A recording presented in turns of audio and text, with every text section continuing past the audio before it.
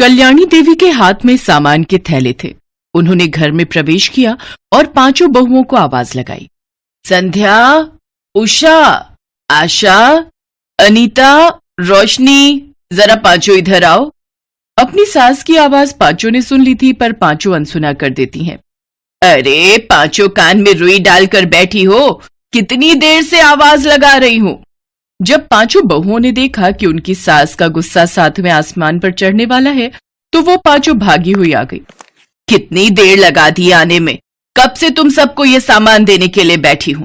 मुझे अभी मंदिर भी जाना है। कान खोलकर सुन लो, कुछ दिनों में होली का त्योहार आने वाला है। तुम्हारी बुआ सास की बेटी अंजू की पहली होली है, इसलिए वो सब हमारे घर ही आकर मनाएंगे। ननद जी ने बोला है कि मैं अपने मायके में ही अपनी बेटी की होली मनाऊंगी, इसलिए वो अंजू के साथ रहने आ रही हैं। सहारनपुर वाली बुआ जी अब तो गए काम से, वो तो। धीरे उषा, धीरे। ठीक है अम्मा जी, आप समझा दो कैसे कैसे करना है। देखो, गुजिया, मठरी, समोसे, नमक पारे, शक्कर पारे तो बना ही लो। साथ में मटर की कचौड़ी, आलू की कचौड़ी और हाँ, दाल की कचौड़ी भी बना ही लेना। हो गई भाभी हम पांचों की होली। चलो हलवाइन बनने को तैयार हो जाओ। हाँ, अब एक हफ्ते तक बुआ जी के नखरे भी तो सहने हैं। सब बहुओं ने सामान के थैले हाथ में पकड़े और रसोई घर में जाकर बतियाने लगी। संध्या भाभी, अम्मा जी तो हमेशा ही हमें होली आने पर काम में लगा देती हैं। इतने ढेरों पकवान बना बनाकर तो कमर टूट जाती है। वही तो, बुआ जी आती हैं और ढेरों पकवान खा पीकर कुछ दिन आराम से विदा कर चली जाती हैं। और इस बार तो अंजू भी आ रही है, पता नहीं कितने दिन रुकेंगे ये लोग। कोई बात नहीं, अब अम्मा जी ने बोला है तो हमें करना तो पड़ेगा ही। त्योहार के मौके पर अब वो आ रही हैं तो मना भी नहीं कर सकते। एक काम करते हैं, हम लोग कल से ही पकवान बनाने शुरू कर देते हैं, क्योंकि गुजिया और मठरी समोसे बनाने में समय लग जाएगा।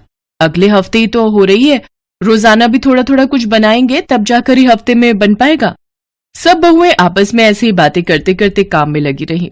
अगले दिन से सब होली के पकवान बनाने में लग गई।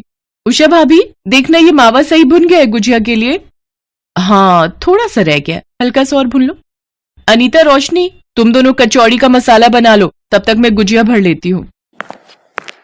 बहुत बढ़िया, कितना अच्छा लग रहा है। मेरी बहुएं होली के पकवान बनाने में लगी हुई हैं। जरा गुजिया को अच्छे से तल लेना, कच्ची ना रह जाए। कल सुबह ही तुम्हारी बुआ जी और अंजू आ जाएंगे। कल? पर माँ जी, होलिका दहन तो परसों है। बुआ जी कल आ रही हैं। अरे हाँ, मैं तो तुम्हें बताना ही भूल गई। तुम्हारे बाबूजी अभी थोड़ी देर में आते ही होंगे। तुम्हारी बुआ सास बता रही थी कि अंजू के ससुराल वाले भी पहली होली पर उनके घर पहुंच रहे थे, पर उन्होंने जब बताया कि वो यहाँ आ रही हैं, तो उन्होंने भी यहाँ आने का प्लान बना लिया। इसलिए अंजू के ससुराल वाले भी हमारे घर ही होली खेलेंगे। क्या? यहाँ पर? अपनी सास की बात सुनकर पांचों बहुएं दंग रह जाती हैं, क्योंकि अभी तक तो बुआ जी और उनकी बेटी ही आ रही थी, पर अब अंजू के ससुराल वाले भी आने वाले हैं। ये सोचकर सबका दिमाग खराब हो जाता है। मैं तो अभी से सपना देख रही हूँ कि मैं रसोई में पूड़ियां ही तलती रह गई और इन्होंने मुझे गुलाल भी नहीं लगाया। नहीं नहीं नहीं, ऐसा हुआ तो। अरे अरे, सपने से जाग जाओ रोशनी महारानी, हम तो होली खेलने से ही रह जाएंगे और रसोई में ही पूरा दिन गुजार देंगे। अब कुछ नहीं हो सकता।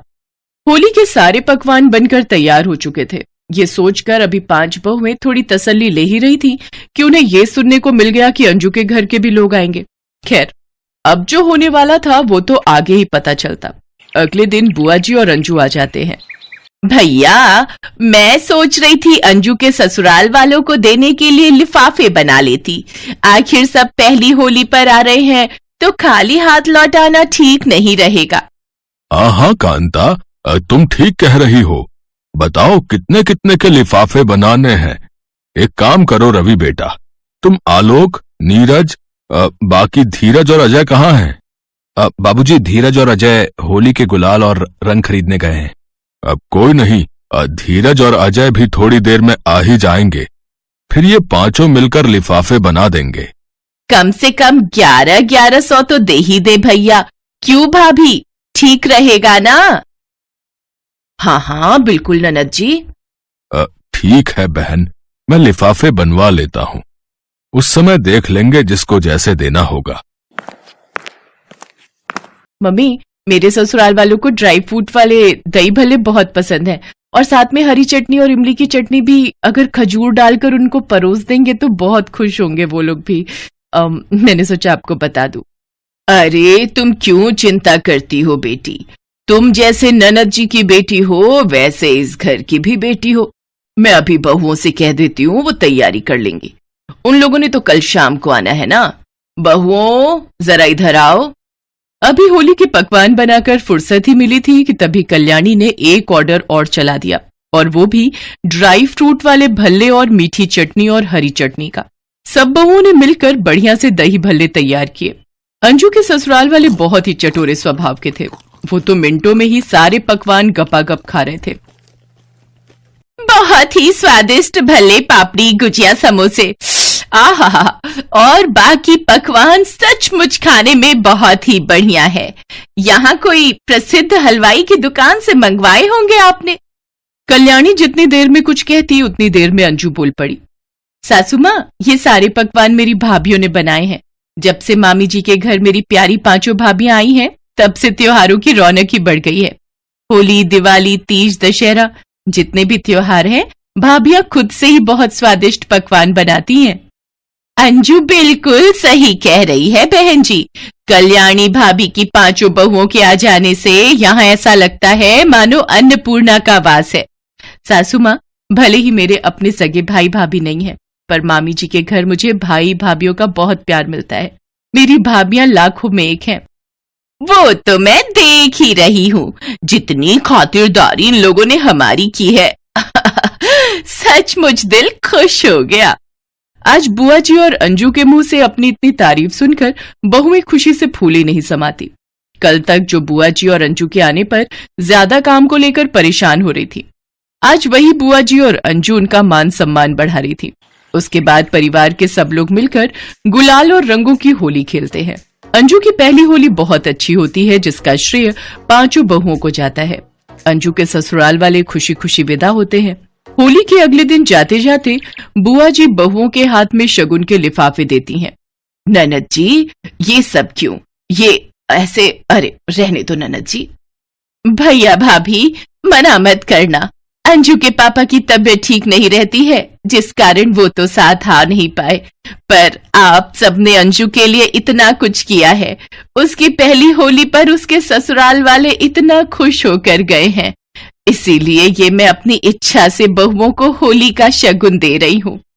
उसके बाद बुआ जी पांचों बहुओं को शगुन का लिफाफा देती हैं और अंजू के साथ खुशी खुशी विदा होती हैं। उनके जाने के बाद जब बहुएं लिफाफा खोलकर देखती हैं तो हैरान रह जाती हैं। 2100 रुपए का शगुन! हाँ, हम सबके लिफाफों में 2100 रुपए का शगुन डालकर दिया है बुआ जी ने। अब ये कांता भी ना जबरदस्ती बहुओं को शगुन दे ही गई। मैं ननद जी को अच्छे से जानती हूँ, उनका दिल बहुत बड़ा है। उन्होंने अंजू के 1100 के लिफाफे आपसे जब बनवाए तो उन्हें याद रहा और बदले में बहाने से बहुओं को शगुन का लिफाफा दे दिया। वैसे कुछ भी कहो, हमारी पांचों बहुओं ने मेहनत से इतने ढेरों पकवान भी तो घर पर बनाए थे, उनका उपहार तो बनता ही है। क्यों ना हम भी अपनी बहुओं को होली का शगुन दे। हाँ, ये तो बात है। ये लो, सब बहुओं को 1100 रुपए शगुन के अपने हाथों से दे दो। अपने लिए घर में इतनी इज्जत और मान सम्मान देखकर पांचों बहुओं की आंखें खुशी से छलक उठती हैं। सुबह के 6 बजे होते हैं कि तभी नीतू अपने पति को उठाने की कोशिश करती है। अरे क्या होगा, आज संडे है, आज तो देर तक सोने दो। अरे चलो, उठ भी जाओ ना, अभी सभी घर वाले सो रहे हैं, उनके उठने से पहले हम जल्दी से कराते हैं। अरे क्या कराते हैं? तुम्हें जो करना है अकेले कराओ, लेकिन मुझे अभी सोने दो। क्यों टाइम वेस्ट कर रहे हो? जल्दी से चलो, नहीं तो सारा दिन लाइन में ही खड़े रह जाओगे। अरे जबरदस्ती है क्या? जब आ ही नहीं रही तो जाकर करूँगा क्या? अब तुम निकलो यहाँ से और मुझे सोने दो। ओहो, अगर इनके चक्कर में रही तो मैं भी पेट पकड़कर ही बैठी रह जाऊंगी। इसके बाद नीतू पेट पकड़ते हुए जल्दी से अपने कमरे से भागकर बाथरूम की ओर जाती है तो देखती है कि उसकी दोनों जेठानियां और छोटी देवरानी पहले से ही बाथरूम के बाहर खड़ी होती हैं। अरे यार, लेट हो गई, लगता है और जल्दी उठना चाहिए था। नीतू को देखकर उसकी देवरानी कहती है, आओ दीदी, जल्दी से आकर लाइन में लग जाओ। पर अगर तुम सब बाहर हो तो फिर टॉयलेट में है कौन? और कौन होगा मम्मी जी के सिवा? निधि जोर जोर से दरवाजा पीटते हुए कहती है, अरे मम्मी जी, आप कहीं सो तो नहीं गई? जल्दी से बाहर आ जाओ, यहाँ लाइन लगी पड़ी है। निधि ये कह रही होती है कि तभी शीला, उनकी सास, टॉयलेट से बाहर आती है। उसके बाहर आते ही मंश की बहू नीतू पेट पकड़कर पीछे से भागते हुए आती है और लाइन तोड़कर टॉयलेट में घुस जाती है और झट से दरवाजा बंद कर देती है। ये सब देखकर बाकी सब हैरान रह जाती है। तभी सबसे बड़ी बहू राखी जोर जोर से दरवाजा पीटते हुए कहती है, अरे ओ नीतू की बच्ची, जल्दी से बाहर निकल। मेरा नंबर था, तू कहाँ से बीच में घुस गई? निकल निकल ना आप। अरे क्यों दरवाजा पीट रही है? उसको तोड़कर ही मानेगी क्या? और अब वो अंदर गई है तो पेट की गंदगी निकाल कर ही बाहर निकलेगी। और जब मैं अंदर थी तब भी तुम में से कोई दरवाजा पीट रहा था। तुम सब जानती हो ना, बुजुर्ग लोगों को कब्ज की शिकायत रहती है। अगर आपको कब्ज की शिकायत रहती है तो सुबह जल्दी उठकर फ्रेश हो जाया कीजिए। आपकी कब्ज के चक्कर में तो हम लोगों के पेट के बुलबुले उठने लग पड़ते हैं। ये सब बातें छोड़ो मम्मी जी, अब ये बताओ कि कब तक हम ऐसे ही एक टॉयलेट में जाते रहेंगे? उम्र भर ऐसे ही जाना होगा। क्या मतलब? मतलब ये कि शुक्र मनाओ तुम लोगों को एक टॉयलेट तो नसीब हुआ। हम तो अपने गांव में खुले में शौचालय जाते थे, और खुले में जो जाने का मजा है, ओए होए होए होए होए। इतना कहते ही शीला चुप हो जाती है। पर मम्मी जी, आपकी इतनी सारी बहुएं हैं, आपको 2 टॉयलेट तो बनवाने ही चाहिए ना। आई बड़ी 2 टॉयलेट वाली, ये घर है, कोई तेरे बाप का होटल नहीं जो 2-2 टॉयलेट चाहिए तुम्हें।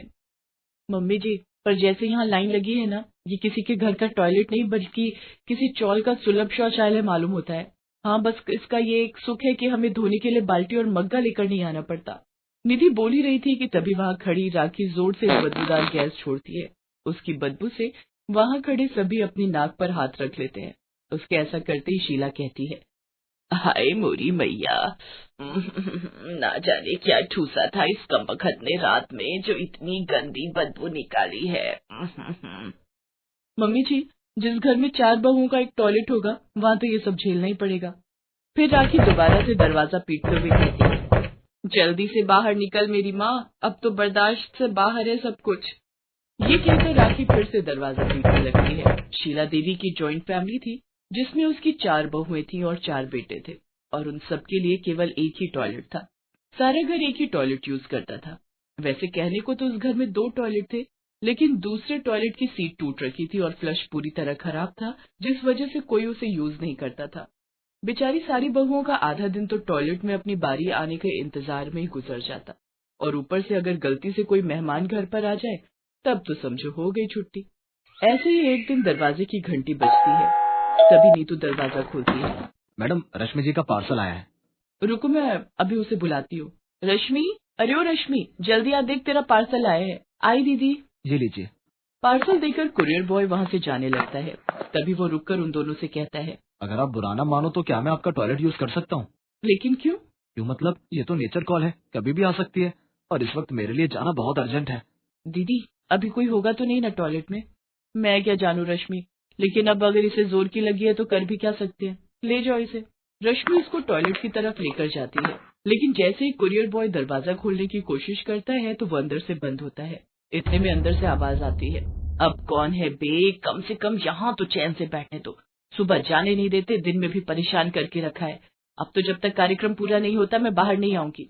अरे दीदी धीरे बोलो, अगर गलती से किसी ने सुन लिया तो क्या सोचेगा? सुनने दो, अगर कोई सुनता है तो कम से कम औरों को भी तो पता चले कि कैसी जालिम सास है हमारी, जो 4-4 बहुओं के लिए सिर्फ एक ही टॉयलेट रखा हुआ है। इसके बाद रश्मि उस आदमी से कहती है, जी माफ कीजिएगा लेकिन आपको थोड़ा वेट करना होगा। कोई बात नहीं जी, मुझे इनके जितनी इमरजेंसी भी नहीं है। ये कहकर वो आदमी क्रॉस लेग करके खड़ा हो जाता है, लेकिन काफी देर इंतजार करने के बाद भी जब निधि बाहर नहीं आती तो वो आदमी जल्दी में वहाँ से निकलने लगता है कि तभी रश्मि पीछे से आवाज देते हुए कहती है, अरे रुकिए तो, कहाँ जा रहे हैं आप वो काम पूरा करके ही जाइए। नहीं करना मुझे कोई टॉयलेट, अगर मैं ऐसे ही वेट करता रहा तो मेरी पैंट यहीं गीली हो जाएगी। इससे तो अच्छा होगा मैं बस स्टैंड पर बने सुलभ शौचालय में चला जाऊं। ये कहकर वो आदमी वहाँ से भागता हुआ चला जाता है। रश्मि अपना सर पकड़कर बैठ जाती है। कुछ महीने ऐसे ही बीतते चले गए, लेकिन टॉयलेट की समस्या ज्यों की त्यों बनी रहती है। एक शाम जब शीला घूमने गई होती है तभी चारों बहुएं बैठकर रोज की इस परेशानी का हल ढूंढने के विषय में चर्चा करती हैं। हे भगवान, अब क्या दिन आ गए, हमारी जो सास की चुगलियां छोड़कर टॉयलेट के ऊपर चर्चा करने बैठे हैं हम। सब हमारी सासू माँ का किया धरा है। वो सब तो ठीक है, लेकिन अब ये सोचो कि कैसे हम अपनी सास को दूसरा टॉयलेट भी ठीक करने के लिए मनाएं।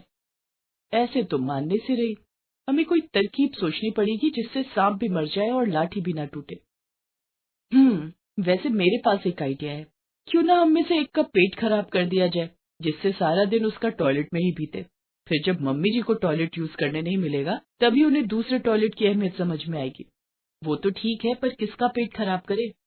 तू अपना कर ले, मैं तेरे लिए जमाल गोटा लाई देती हूँ। वाह जी वाह, ये क्या बात हुई? मान न मान मैं तेरा मेहमान। अगर मुझे टॉयलेट में जगह ना मिली तो मेरा तो हो जाएगा ना वही काम तमाम। ऐसा करो, आपका आइडिया है, आप पर ही आजमा कर देखते हैं इसे। ना बाबा ना, ओहो, हम सब क्यों अपना पेट खराब करें? जिसकी वजह से ये परेशानी हो रही है, उन्हीं का खराब करते हैं। अभी तो सास होने का फायदा उठाकर वो हमसे पहले टॉयलेट चली जाती हैं। हाँ, ये अच्छा आइडिया है। यही। उसी शाम अपने प्लान के अनुसार वो चारों अपनी सास के खाने में जमाल गोटा मिला देती है। कुछ देर में शीला के पेट में गड़बड़ शुरू हो जाती है और वो भागते हुए टॉयलेट की तरफ जाने लगती है। लेकिन तभी रश्मि झट से टॉयलेट में जाकर अंदर से दरवाजा बंद कर लेती है। शीला दरवाजा पीटते हुए चिल्लाकर कहती है, अरे करमचली, तुझे सुबह से टाइम ना लगा? जो मेरे जाने पर ही घुसना था तुझे, जल्दी निकल बाहर। कुछ देर में रश्मि बाहर आती है। तभी शीला झट से अंदर जाकर फ्रेश होती है और पसीना पोंछते हुए बाहर आती है।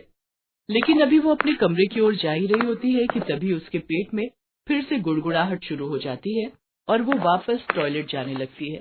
लेकिन तभी निधि टॉयलेट जा रही होती है कि शीला उसको कहती है, अरे ओ कहाँ चली? मुझे बड़ी जोर की आई है, जरा भी देर हुई तो तुझे ही साफ करना पड़ जाएगा। मुझे भी जोरों की लगी है मम्मी जी, आप थोड़ी देर इंतजार करो, मैं यूं गई और यूं आई। ये कहकर वो टॉयलेट चली जाती है। अरे जल्दी निकल जा, निकल मेरी माँ। कुछ देर में राखी भी वहाँ आ जाती है और वो शीला से पूछती है, क्या हुआ मम्मी जी, आपका पेट खराब है क्या? हाँ, लग तो मुझे भी यही रहा है। पेट में जोरों की गुड़गुड़ाहट हो रही है, लेकिन ये मर्जानी कब से टॉयलेट पर कब्जा करके बैठी हुई है।